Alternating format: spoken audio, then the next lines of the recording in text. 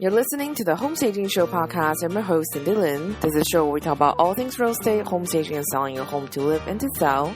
Welcome back to Season 7. This is Episode 10.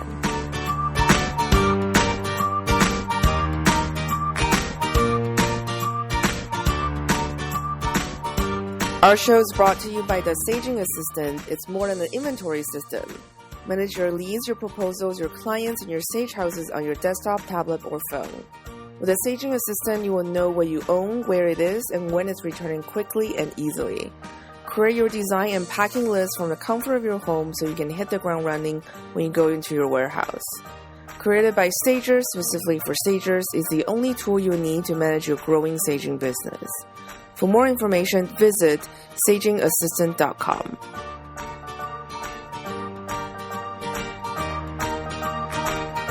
Hey guys, so welcome back to the last episode of our Season 7. So on today's show is a Q&A session. I received a few questions from our listeners.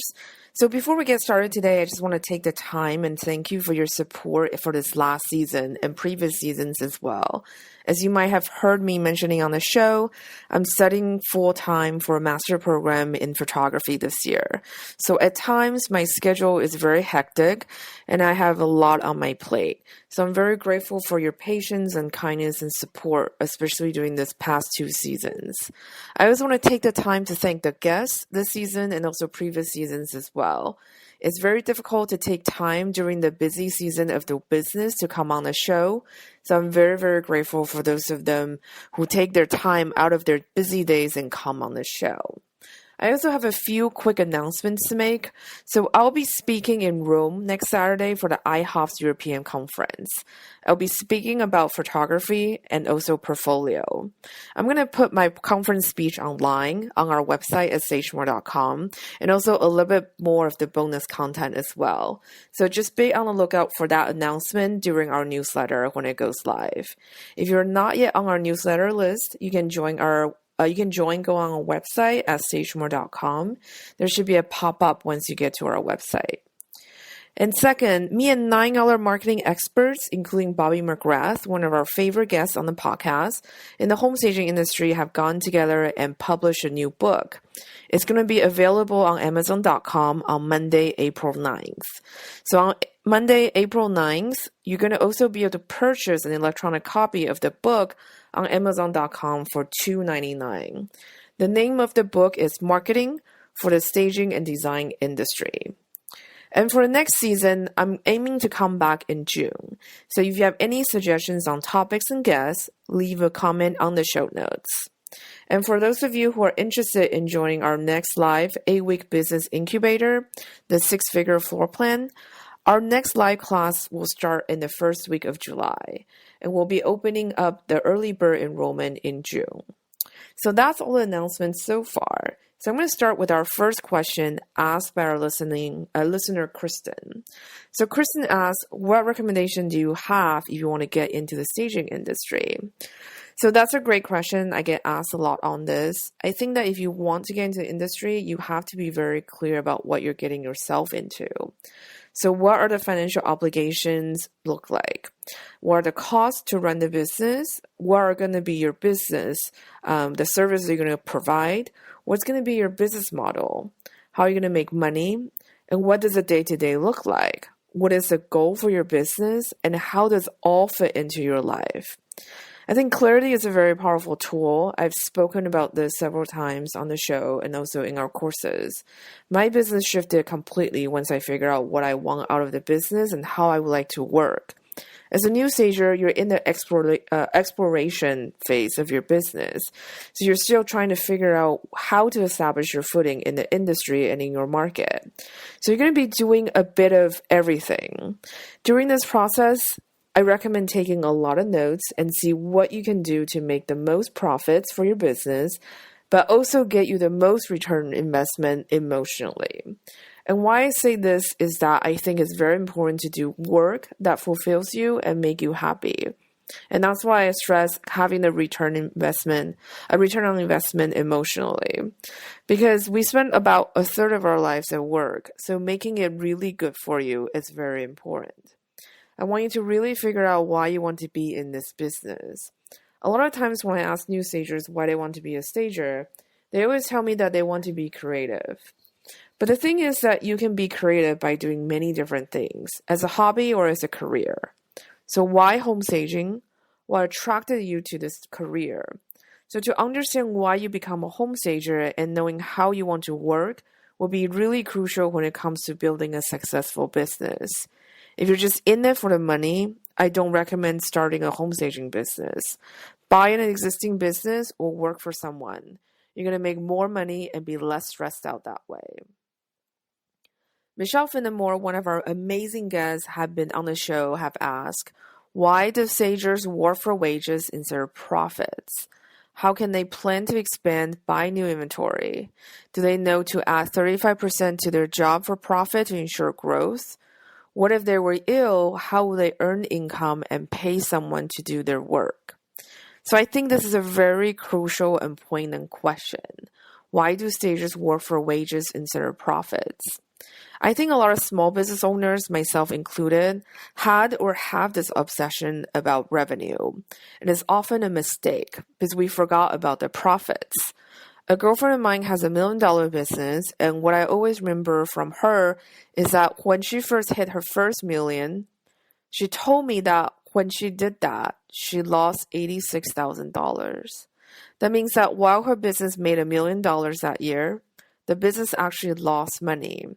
The business spent $86,000 more than it had earned that year.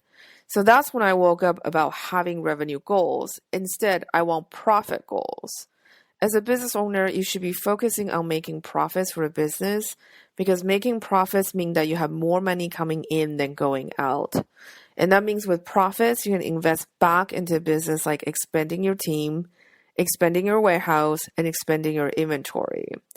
Michelle makes a really great point that you should know that you need to add a percentage for your job for profit to ensure your growth. And if you were ill, you need to make sure that you're still going to have income coming in. And that's why it's really important for businesses to establish systems and establish workflows so that if you, for some unforeseeable reason, that you had to step out of business, whether it's for vacation or you're sick, you can have someone to come in and take over very easily. And this is why it's really important to establish the systems early, as early as you can. And if you are a one-person business right now, start thinking about what are some of the things that you can start delegating out, or how you're going to replace yourself eventually in the business. Sarah asked, do you have any tips on how to get clients and decide to go ahead with the actual stage? I think this is a great question. I think when it comes to proposal and getting the go ahead, a lot of people think it's really just about pricing. Of course, that is a factor, but ultimately people do business with people they trust and they feel that it's a good deal for them. So I'm saying this given the premise that pricing is not an issue. Most of the time, unfortunately, if your staging fee is $3,000, for example, and the client can only pay $2,000, pricing is going to be an immediate factor when it comes to deciding. But when there comes to maybe there's two stagers on the table and your pricing is fairly similar, it really comes down to a few things that is going to make you stand out for a marketplace. First of all, are you professional? Second of all, is your communication clear? And third of all, are you showing the clients the benefits of working with you? So I think the key when it comes to client communication is that you want to set the right expectations from the get-go and then exceed that expectation, over-deliver whenever you can without losing profits or breaking any of your professional policies. You also want to make it less about you and also make it more about your clients. Focus on clients' pain points and how to deliver on that. A lot of our experts on the show this season had talked about that as well. Fred, for example, from the first episode, he is a very big pusher of that, and I completely agree with him.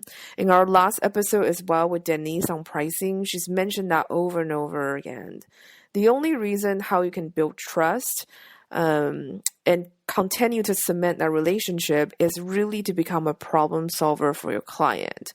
So I want you to really focus on clients' pain points in all your marketing and figure out how you can deliver on that every single time. I think that when it comes to marketing, most home stagers are going to talk about how stage homes sell for more money in less time. Every stager is going to say that.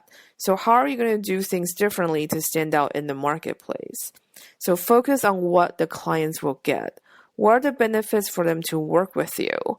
What pain points can you solve for them? And also, learn how to deal with client objections naturally and professionally without getting emotionally over it. And the best way to do that is to figure out what are some of the frequently asked questions the client going to ask you. For example, they're always going to ask, oh, can you do this job a little cheaper? Or what if they're like, this is the first time we work together. If you give us a discount now, I'll be more than happy to send you more jobs in the future. So when it comes to business, it is business after all, and it's human nature to ask for discounts. Client is going to ask, so you want to be prepared to have answers for all those questions. So my best advice for that is to write down all the things that you want to say to clients and take the emotion out of it. Just make it sound super professional. In our business incubator, I make our students write scripts. They have to write scripts for the frequently asked questions that the clients are going to ask. Because once they memorize it, it's going to flow very naturally. They're not going to sound like robots. So that's my best advice for you as well when it comes to dealing with client objections. You really need to get your script down and make it sound very natural so you don't feel awkward saying it and the clients don't feel awkward hearing it. And the last question for today's episode is from Danielle. Any tips for storing lampshades to avoid from them getting banged up? Also, how do you organize your warehouse as far as aisles and rolls, etc.? Just started using the staging assistant. It's been a game changer. I'm a new regional manager for a staging company, and I'm starting the process to organize our warehouse. So Danielle, I'm super happy to hear that you're using the staging assistant. Pam is really great and she's super organized, so you're in great hands. And congratulations on your new jobs as a regional manager for a staging company. So for our warehouse, we put the lampshades on designated shelves by sizes. So they go from small, medium, and large. And right below each type of lampshades, we store the lamps sorted by sizes and colors that's going to fit in that particular shape of lampshades above. So in the last few years of our business, we only buy lampshades that will fit a wide variety of lamps that we have. So that really cuts down on sorting and trying to figure out what lampshades fit in with what lamps, especially on job sites. It's really, sometimes it takes a lot of time just to kind of figure out which lampshades goes to which lamp. And for me, one of the ways to cut down costs is to really be more efficient.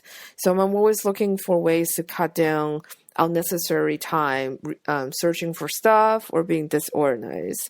So one of the things I admire Court that they do very well is that all of their lamps have one lampshade. Basically, that one lampshade fits on every single lamp. So that saves a lot of time for them. During transportations, we put them in giant trash bags, basically plastic trash bags to protect them. And then we put them in plastic bins to protect them from bumping around during transportation. So when we do staging, we have our movers and they have their truck, but we also have our cargo van. And so we usually put the delicate items in the cargo van just for safer transportation. Because lampshades, once it's dinged, it's very obvious. So it's really annoying. The other things that we did is we bought a lot of lampshades from Target.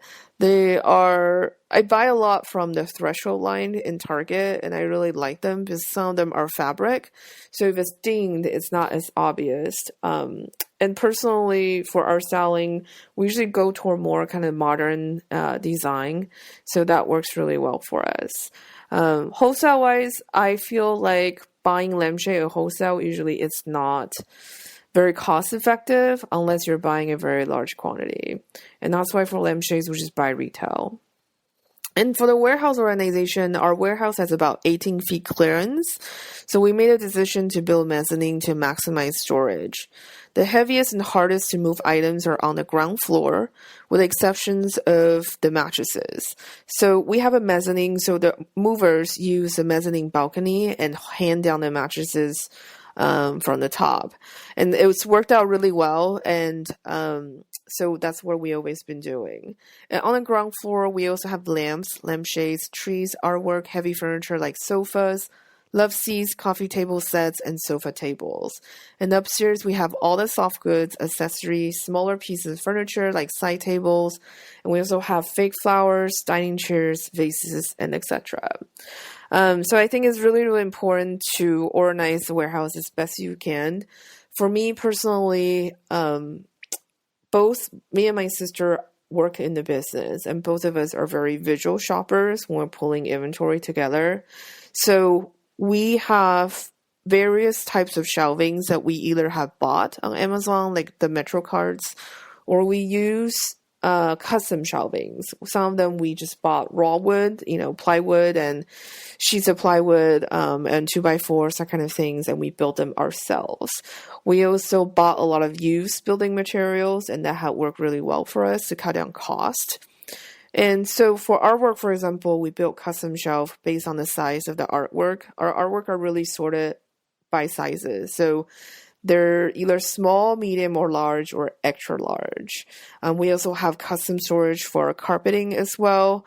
We didn't do anything super fancy. We just roll them up and storing them either standing up or laying flat down. And because we have movers to help us, it's just much more cost effective to just have very generic and easy shelves for the carpet. And as far as accessories goes, we sort them by purpose. So usually living room and kitchen has its own accessory shelf. For example, living room and bedroom have their own kind of accessory shelf as well. And within those shelves, they're categorized. So in the kitchen shelf, for example, all the glasses are sorted. All the teapots are grouped together. For pillows, for example, I like my assistant to sort them by colors, so it's much easier to pull when it comes to putting the colors together. So that's it for all the questions today. I hope they were helpful.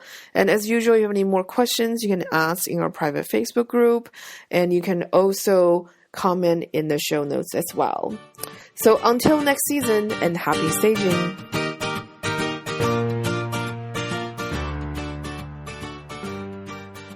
So that's it for the show. Thank you so much for listening. You want to help and support the show, there are 3 ways to do so. You can leave a review and rating on iTunes.